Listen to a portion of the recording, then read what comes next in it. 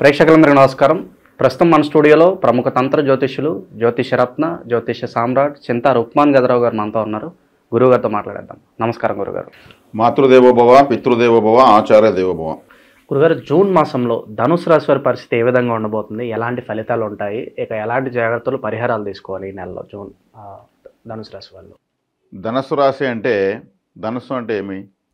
ఒక ఎక్కువ పెట్టినటువంటి బాణము, ఒక టార్గెట్, ఒక రీసెర్చ్, ఒక గోల్. ఈ రాశిలోనే నాకు తెలిసినంత వరకు ఎక్కువగా గవర్నమెంట్ ఎంప్లాయీస్ అంతా ఎక్కువ ఈ రాశిలో ఉంటారని నా రీసెర్చ్లో నేను తెలుసుకునే విషయం. అంటే కాలపురుషుడికి మనం ధనుసు రాశి వాళ్ళ స్వభావాలు మాట్లాడుకుంటాం లైట్గా. కాలపురుషుడికి 9వ స్థానం, కాలపురుషుడికి 5వ స్థానం అంటే సింహరాశి, ఈ స్థానానికి 9వ స్థానం. అంటే ప్రభుత్వ ఉద్యోగులు ఎందుకుంటారన్నానంటే, రవిగ్రహం ప్రభుత్వ గ్రహం. రవిగ్రహం యొక్క ప్రభావము 100% ఈ రాశి పైన ఉంటుంది. అంటే ఈ భాగ్యరాశికి భాగ్యస్థానము సింహరాశి, సింహరాశికి అధిపతి భాగ్యాధిపతి రవి. రవికి ఈ స్థానంలో మంచి బలం ఉంటుంది. అంటే అగ్నితత్వ రాశి కాబట్టి మేషం, సింహం, ధనుసులో రవి ప్రచండంగా ఉంటాడు. అదే నిప్పు పోయి నీళ్ళలో పడితే ప్రచండంగా ఉంటుందా? ఆరిపోతుంది. అది దాని స్వభావం నిప్పుతో నిప్పు కలిసిందంటే ఇంకా ఎక్కువ ప్రచండం అవుతుంది. కాబట్టి తీవ్రంగా రవి యొక్క ప్రభావం. అంటే ఈ రాశి వాళ్ళకు తండ్రి యొక్క ప్రభావం ఎక్కువ. తండ్రి రోల్ మోడల్గా ఉంటారు వీళ్ళకు. మా నాన్న నాకు అలా చెప్పించాడు, మా నాన్నలాగా నేను కూడా ఇలా అయ్యాను, మా నాన్న లేకపోతే నాకు ఇవన్నీ వచ్చుండేవి కావు అని చెప్పే వాళ్ళంతా కూడా ఎక్కువ ధనుసు రాశిలో ఉంటారు. నాన్న అనేటువంటి పితృకారకుడు రవి. కాబట్టి రవి ప్రభుత్వ గ్రహం, అడ్మినిస్ట్రేషన్ ప్లానెట్. వీళ్ళు ఒక విధమైనటువంటి దర్పంగా ఉంటారు, కొంచెం అహంగా కనిపిస్తారు, కానీ ఆత్మ బాగుంటుంది. రవి అంటే ఆత్మకారకుడు. అబద్ధం చెప్పి చీప్ అయిపోరు, నిజమే చెప్పి కావాలంటే ఇబ్బందులు పడతారు, కానీ అబద్ధం చెప్పరు. అటువంటి పరిస్థితులు కొన్ని వస్తాయి. కొన్ని సందర్భాల్లో మొహమాటానికి కొన్ని నష్టాలు అనుభవిస్తారు. ఎందుకంటే వీళ్ళు రాష్ట్రాధిపతి గురువు. గురువు అంటే సంపూర్ణత కలిగిన వాడు, అబద్ధం చెప్పడు, తప్పు చేయడు. తప్పు చేయాలంటే మొహమాటం. కాబట్టి దానివల్ల వీళ్ళు నష్టపోతారు. కానీ లాంగ్ రన్లో అది వీళ్ళకు శ్రీరామ రక్ష అవుతుంది. మనం ఆ రోజు నిజం చెప్పి మనం నష్టపోయినా ఈ రోజుకి మన మీద నిందలేదు. ఆ రోజు అబద్ధాలు చెప్పి మనల్ని ఇబ్బందులు పాలు చేసిన వాళ్ళు ఈ రోజుకి అది బయటపడి నవ్వులు పాలయ్యారు అనేది వీళ్ళకి ప్రూవ్ అవుతూ ఉంటుంది. కాబట్టి ధనుసు రాశి వీళ్ళు రీసెర్చర్స్, ఏదో ఒకటి రీసెర్చ్ చేసుకుంటూ ఉంటారు. పరిశోధనాత్మకంగా వీళ్ళకి చేసేటువంటి ప్రయత్నాలు బాగా సక్సెస్ అవుతాయి. వీళ్లకు ఈ రాశి వాళ్లకు, ఇది ఈ లగ్నంలో పుట్టిన వాళ్ళకు మొదటి సంతానం వ్యతిరేకం అయిపోతుంది, లేదా మొదటి సంతానం ఆభాషణ అవుతుంది. లేదా ఒకవేళ మొదటి సంతానం పుడితే వీళ్ళు స్త్రీలైతే వాళ్ళ తండ్రి వైపు మళ్ళుతారు, వీళ్ళు పురుషులైతే ఆ మొదటి సంతానం వీళ్ళ తల్లి వైపు మళ్ళుతుంది. మొదటి సంతానం మాత్రం ఎక్కువగా మొదటి సంతానం ఆభాషణ అయ్యే వాళ్ళు ఈ ధనుసు రాశిలో ఉంటారు. కానీ మంచి ఆత్మ అభిమానం కలిగిన వాళ్ళుగా ఉంటారు వీళ్ళు.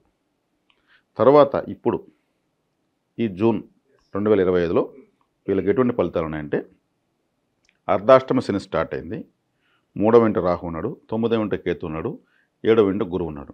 ఇక్కడ బలాబలాలు సరి సమానం అని చెప్పొచ్చు. గురువు లగ్నాన్ని చూస్తున్నాడు, రాశిని చూస్తూ కాపాడుతున్నాడు. శనిపై 4వ ఇంట్లో కూర్చునేసి నేను ఇబ్బంది పెడతాను అంటున్నాడు. కానీ ఎంత ఇబ్బంది పెట్టినా నేనుండగా మీకేం కాదని గురువు చెప్తున్నాడు. 3వ ఇంట్లో రాహువు చక్కగా, 3వ ఇంట్లో రాహువు మంచివాడే గోచారీత్యా. 9వ ఇంట్లో కేతువు తండ్రి స్థానంలో ఉన్నాడు కాబట్టి కేతువు కూడా 4 పాదాలతో ఉన్న నక్షత్రం మకా నక్షత్రం సింహరాశిలోనే ఉంది. ఒక విధంగా కేతు కూడా కంఫర్టే అక్కడ. 9వ స్థానం అంటే ఆలయము, 9వ స్థానం అంటే తండ్రి, 9వ స్థానం అంటే గురువు, 9వ స్థానం అంటే యోగా సెంటరు, 9వ స్థానం అంటే పూజా స్టోరు. కాబట్టి అక్కడ కేతు వెళ్ళాడు. ఒక కేతు కంఫర్టే అక్కడ. తన సొంత నక్షత్రం అక్కడే ఉంది, తన కారకత్వాలు ఆలయము, గురువు అంతా కూడా అక్కడే ఉన్నాయి. కాబట్టి కేతు కంఫర్టే. కేతుని అక్కడ మనము ఆశించిన శుభంగా తీసుకోలేము. అటనే కేతు డమ్మీగాని లేడు. 3వ ఇంటి రాహు మూల త్రికోణంలో ఉన్నాడు. రాహు వీళ్ళకి మంచి ఫలితాలు ఇస్తాడు. ఒక శని మాత్రం ఇబ్బంది పెట్టాలని చూస్తాడు. అయినా కానీ వీళ్ళు గురుబలం ఉంది, రాహుబలం ఉంది, కేతు బలం ఉంది. సాధారణంగా గురుగారు అర్ధాష్టమ శనిలో ఉన్నప్పుడు ఎలా అంటే వీళ్ళ మనస్తత్వం ఎలా ఉండే ఎలాంటి పనులు జరుగుతాయి సాధారణంగా అంటే మొదలుపెట్టిన పనులు లేటుగా జరగడం ఇలాంటి సందర్భాలు ఏమైనా కనిపిస్తూ ఉంటాయి. అర్ధ అష్టమం అంటే అష్టమంలో అర్ధం అని అర్థం. 4 అంటే అర్ధాష్టమం. అష్టమం అంటే 8. 8లో సగం 4. అంటే వీళ్ళ పనులు అర్ధానికి వచ్చేకాడికి కష్టాలు పడతారని అర్థం. సగం పనులు అయినాయి, అక్కడికే సడన్గా ఆగిపోయినాయి. నేను ఎఫర్ట్ పెట్టాను, ఇంకా 50% కంప్లీట్ చేశాను నా ప్రాజెక్టు, మధ్యలో నాకేదో ఇబ్బంది. అంటే అర్ధాష్టమానికి మీనింగ్ అదనమాట. ఆడ శని వచ్చాడు కాబట్టి, ద్వితీయ స్థానాధిపతి కాబట్టి, ధనకారకుడు కాబట్టి, పెట్టే ఎఫర్ట్ పెట్టినిచ్చి మళ్ళీ ఫలితం లేకుండా ఏదో ఒక పరిస్థితులు వచ్చేస్తాయి. నిన్న ఒక న్యూస్ చూశాను నేను. అమెరికాలో మన ఇండియా నుంచి వెళ్ళిన మామిడి పండ్లు సర్టిఫికేట్లు సరిగ్గా లేవనేసి వెనక్కి తీసుకోమన్నారంట. ఇక్కడి నుంచి ఎన్ని వందల వేల టన్నులు పంపించారు రైతులు. అవి వెనక్కి తిరుక్కు ఇండియాకి వచ్చేక్కడికి మధ్యలోనే అవి ఎక్కువ మాగిపోయి జ్యూస్ అంతా కారిపోతుంది. ఆడు కొనుక్కోడు, వెనక్కి వీళ్ళు తెచ్చుకోలేరు. వేం చేయాలి, సముద్రంలో పోసేయాలి. అంటే ఏమైంది, ఇది అర్ధాష్టమం అంటే ఇలా ఉంటుంది. వాడు పండ్లు బాగాలేదని చెప్పలేదు, ఇది బాగుందని సర్టిఫికేట్ ఉందని అంటున్నాడు. సర్టిఫికేట్స్ రికార్డ్స్ సమంగా లేవు. ఇలా అర్ధాష్టమ శని యొక్క ప్రభావము ఇలా ఉంటుంది. కానీ గురువు మళ్ళీ రీస్టార్ట్ చేపిస్తాడు. నేరుగా మిథునంలో రాశిని చూస్తున్నాడు. కాబట్టి వీళ్ళకు మధ్యలో స్పీడ్ బ్రేకర్లు, చెక్ పోస్టులు, టోల్ గేట్స్ పడినా మళ్ళీ వీళ్ళు పుంజుకుంటారు.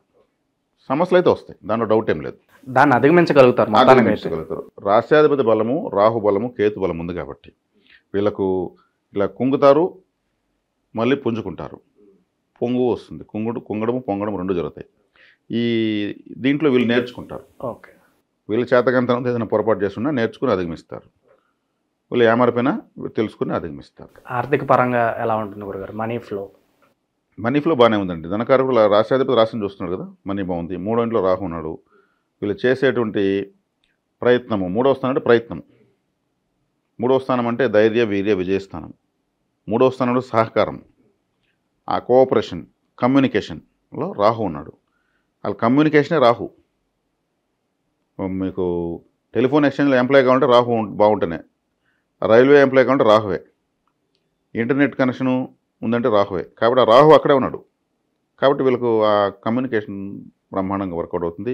ఇంకా వీళ్ళు ఇంకా బాగా అభివృద్ధి చెందాలంటే కమ్యూనికేషన్స్, వీళ్ళు చేసే ప్రయత్నాలు సక్సెస్ కావాలంటే పావురాలకు గింజలు వేయచ్చు. పావురం కమ్యూనికేషన్ బర్డ్. ఇప్పుడు కూడా ఎన్నో దేశాలు పావురాలను పోస్టల్ డిపార్ట్మెంట్ ఇప్పుడు కూడా వాడుకుంటున్నారు. అవి చేసినంత డ్యూటీ పర్ఫెక్ట్గా ఎవరు చేయరు. అందుకే పావురాలకు గింజలు వేసే వాళ్ళు ప్రయత్నాలు సక్సెస్ అవుతాయి. ఇప్పుడు అన్ని రాసుల వాళ్ళు కూడా ఉపయోగించుకోవచ్చు. ఇక వ్యాపారస్తులకు, నిరుద్యోగులకు ఎలా ఉండబోతుంది గురుగారు? నిరుద్యోగులు బాగానే ఉంది. ఎందుకంటే ప్రయత్నం అనేది మా సక్సెస్లో ఉంది కదా, రాహు బాగున్నాడు కదా. వ్యాపారమైనా కానీ ఎవరి ప్రయత్నం సక్సెస్ కావాలంటే రాహు బాగున్నాడు 3వ ఇంట్లో. కానీ అక్కడ 4వ ఇంట్లో రాహు అర్ధాష్టమంలో ఉంటూ దానిలో ఆటంకాలు అయితే ఖచ్చితంగా వస్తాయి. అదే అంటే వీళ్ళు మళ్ళీ మనకు అది కాకుండా పోయింది, ఒక అందుకు మంచిదైంది, దానికన్నా బాగుండేది మనకి ఇది దొరికింది అంటుంది. అది దొరుకుంటే ఇది పోయింటుంది. శనేశ్వరుడు కూడా ఒక విధంగా వీళ్ళని ఇబ్బందులు పాలు చేసి మంచి చేసినట్టే అనుకోవాలి. గతంలో ఏదో మిస్ అయినా కూడా అది మిస్ అవ్వడం మన మంచికి అయింది లేరా గురువు జ్ఞానకారకుడు, గురువు లగ్నం రాశిని చూస్తున్నాడు. 3వ ఇంట్లో కమ్యూనికేషన్ ప్లానెట్ రాహు ఉన్నాడు. శని ఆటంకాలు ఇస్తాడు, ఆయన డ్యూటీ అది. అలా ఇచ్చినప్పుడే వీళ్ళు అభివృద్ధి చెందగలుగుతారు. శని భగవాన్ వారు ఆటంకాలు ఇస్తున్నారంటే మన అభివృద్ధి కోసం ఇస్తాడంతే, ఆయనకేమి మొక్కుబడేం కాదు మనల్ని ఇబ్బంది పెట్టాలని. అంటారు కదా గురుగారు, పడి లేచిన కెరటం అని చెప్పి, అలా అనుకోవచ్చా? చెడ్డ వల్ల జరిగే మంచి ఇంక దీనివల్ల జరగదండి. దాన్ని అర్థం చేసుకుంటే ప్రతి ఒక్కటి హ్యాపీగానే ఉంటుంది. అది ధనుసు రాశి వాళ్ళు వీళ్ళు చాలా ట్రబుల్స్ అయితే ఎదుర్కొంటారు. వీళ్ళ తండ్రి కూడా చాలా ట్రబుల్స్ ఎదుర్కొని వీళ్ళని పెంచి పెద్ద చేసి ఉంటాడు. అవన్నీ కూడా వీళ్ళు ఆలోచిస్తారు, మా నాన్న మా కోసం ఎంతో శ్రమపడ్డాడు అనేది వీళ్ళు ఉదాహరణలుగా ఎన్నో సందర్భాలు గుర్తు చేసుకుంటూనే ఉంటారు జీవితాంతం. ఇక జూన్ మాసం గురుగారు విద్యార్థుల విషయానికి వస్తే స్కూల్స్ కావచ్చు, కొన్ని విద్యా సంస్థలు ఓపెన్ అవుతూ ఉంటాయి, కొత్త కోర్సుల్లో చేరాలనుకుంటారు. మరి విద్యార్థులకు ఎలా ఉంటుంది జూన్ మాసం? వీళ్ళ సామర్థ్యానికి మించినటువంటి కోర్సులు తీసుకోవడం కరెక్ట్ కాదు. 4వ స్థానం విద్యాస్థానంలో శనేశ్వరుడు ఉన్నాడు. శనేశ్వరుడు అక్కడ కూడా అన్కంఫర్ట్గా ఉన్నాడు. అలా తీసుకోవడం వల్ల కొంచెం వీళ్ళు ఇబ్బంది పడాల్సి వస్తుంది.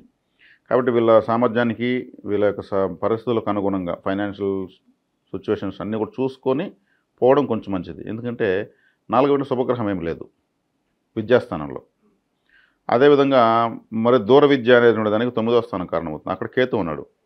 కేతు వైరాగ్యాన్ని కారకుడు. విద్యా విషయంలో తీసుకుంటే వీళ్ళు కొంచెం 1కి 4 సార్లు కాకపోతే 40 సార్లు ఆలోచించడం బెటర్. అంటే వీళ్ళకే మంచిది. ఇక్కడ అతిగా ఆలోచించేది ఏమి కాదు. ఆడ విద్యాస్థానంలో శనిగ్రహం ఉన్నారని కాబట్టి చెప్పాల్సి వస్తుంది. తీసుకోవడం రాంగ్ స్టెప్ లేకుండా కరెక్ట్గా పోతుంది. ఇక వైవాహిక జీవితం అలాగే సంతానం కోసం ఎదురు చూసే వాళ్ళకి ఏదైనా మంచి ఫలితాలు ఉండబోతున్నాయి గురుగారు? వైవాహిక జీవితం తీసుకుంటే వీళ్ళు రాశాధిపతి సప్తమంలో ఉంటూ రాశిని చూస్తాడు కాబట్టి వీళ్ళకి వశీకారం ఉంది. అంటే రాశాధిపతి రాశిని చూస్తున్నప్పుడు ఏమంటే వీళ్ళని చూసి యాక్సెప్ట్ చేస్తారు. ఎందుకంటే పెళ్లి చూపులు అనేది అది ఒక వశీకార కార్యక్రమం అని చెప్పాలి. అది అమ్మాయి అబ్బాయిని ఇష్టపడుతుందా, అబ్బాయి అమ్మాయిని ఇష్టపడతారా అనేటువంటిది వశీకార కార్యక్రమం. అది యాక్చువల్గా పెళ్లి చూపులు అంటారు. ఒకరినొకరు చూడాలి, ఫస్ట్ మొట్టమొదటిసారి చూడడం. అక్కడ గురువు ఉన్నాడు కాబట్టి వీళ్ళు చాలా డిగ్నిఫైడ్గానే కనిపిస్తారు పెళ్లి ప్రయత్నాలు చేసుకోవడం వల్ల. ఎవరైనా సరే ఈ పెళ్లి చూపులకి లేవులు ధనుసు రాశి వాళ్ళు సప్తంలో గురువు ఉన్నాడు కాబట్టి నెయ్యితో చేసిన స్వీట్స్ తీసుకుని ఇవ్వడం మంచిది. గురువు అంటే నెయ్యి, గీ స్వీట్స్. మామూలు స్వీట్ తీసుకెళ్తారు, అమ్మాయిని చూడడానికి వెళ్ళినప్పుడు స్వీట్ తీసుకెళ్తారు. నెయ్యితో చేసినటువంటి స్వీట్సు, తర్వాత గోరింటాకు ఉంటుంది, అంటే కోన్ అంటారు, అమ్మాయిలు చేతికి పెట్టుకుంటారు. దాన్ని ఒకదాని 10 రూపీస్ ఉంటుంది, దాన్ని పెట్టుకుని పోవాలి. అది వశీకారం, స్త్రీ వశీకార మూలిక. ఆ మూలికను పెట్టుకోవడం వల్ల దాన్ని ఏం పారేరు. ఇంతవరకు ఎవరికైనా స్వీట్లు, మిక్చరు, అరటి పండ్లు, పువ్వులు తీసుకెళ్తారే కానీ ఈ గోరింటాకు కోన్ పెట్టుకుని వెళ్ళి ఎవరు లేరు. ఎవరైనా సరే ఏ రాశి వాళ్ళైనా సరే గోరింటాకు కోన్ పెట్టుకోవడం చాలా ఉత్తమం. అది వశీకార మూలిక. దాన్ని అమ్మాయి కూడా చేతికి పెట్టుకుంటుంది హ్యాపీగా. దాన్ని చాలా ఇష్టపడతారు వాళ్ళు. దాని విలువ 10 రూపాయలు, కానీ అది మైండ్లో కనెక్ట్ అవుతుంది. అప్పుడేమవుతుంది, ఆ సంబంధం సెట్ అయ్యేదని ఎక్కువగా అవకాశాలు వస్తాయి. ఇక ఏ వృత్తుల్లో ఉన్న వాళ్ళకి బాగా కలిసి వస్తుంది అంటారు గురుగారు ఈ నెల? వీళ్ళు ఎక్కువగా పరిశోధనాత్మకమైనటువంటివి, అదేవిధంగా రవికారకత్వాలు అంటే ప్రభుత్వ ఉద్యోగ ప్రయత్నాలు కానీ, ప్రభుత్వ కాంట్రాక్టుల పరమైనటువంటివి కానీ, ప్రభుత్వపరమైనటువంటి పోస్టులు అంటే కొంచెం ప్రమోషన్స్ కోసం, తర్వాత ఐఏఎస్ కోసం ట్రై చేస్తున్న వాళ్ళు కానీ, ఐఏఎస్లు అంతా కూడా ఎక్కువ ఉంటారు ఈ రాశిలో. అదేవిధంగా కొంతమంది కొన్ని నామినేటెడ్ పోస్టుల కోసం ట్రై చేస్తుంటారు. ఇవంతా కూడా ప్రభుత్వ ఆదాయాన్ని సూచించేవే. రాజకీయాలు, కాంట్రాక్టులు, ఉద్యోగాలు. కాబట్టి ఈ రంగాల్లో చేసుకుంటున్న ప్రయత్నాలన్నీ కూడా ఆటంకాలతో కూడుకుంటూ సక్సెస్ అవుతాయి. ఇక చివరగా గురుగారు, కొత్త పరిచయాలు ఏమన్నా ఏ సూచనలు కనిపిస్తున్నాయి? ఇన్ కేస్ అయితే కనుక వాళ్ళతో ఎలా ఉండాలి? సొంత వాళ్ళే ఏమన్నా నమ్మక ద్రోహం చేసే సందర్భాలు ఏమన్నా కనిపిస్తున్నాయి? బంధువులతో మాత్రం ఖచ్చితంగా నమ్మక ద్రోహం జరుగుతుంది. సొంత వాళ్ళు మాత్రము. కొత్త ప్రయత్నాలు మాత్రం సక్సెస్ అవుతాయి. 3వ ఇంట్లో రాహు ఉన్నాడు కాబట్టి ప్రయత్నం అనే దాంట్లో వీళ్ళు చేసే ప్రయత్నాల్లో పలు రకాల పరిచయాలు వీళ్ళకు ఏర్పాటు అవుతాయి ఖచ్చితంగా. ఇప్పటివరకు కానటువంటి పరిచయాలు అవి ఉపయోగకరంగానే ఉంటాయి అంట. ఉపయోగకరంగా ఉంటాయి. అవి దీర్ఘకాలికంగా ఉండవు. రాహు కదా ఉన్నాడు 3వ స్థానంలో ప్రయత్నంలో. రాహు లైఫ్ స్టాండర్డ్గా ఏది ఇవ్వడు, షార్ట్ కట్ మెథడ్సే. ఆ సమయానికి ఉపయోగపడి మళ్ళీ ఎప్పుడో ఫ్యూచర్లో ఎలా ఉన్నామని పలకరించుకునేటువంటి వాళ్ళు దొరుకుతారు, కానీ ఆ సమయానికి ఉపయోగపడతారు. ఇక ప్రజెంట్ ఉన్న గ్రహస్థితి బట్టి గురుగారు ఎలాంటి పరిహారాలు, దైవారాధన అవసరం అంటారు వీళ్ళకి బాగా కూడా? వీళ్ళకు 9వ ఇంటి కేతు ఉన్నాడు. సూర్యోపాసన చాలా ఇంపార్టెంటు. ప్రతిరోజు సూర్య నమస్కారాలు చేస్తూ హారతి పల్లెలో హారతి ఇవ్వాలి సూర్యునికి.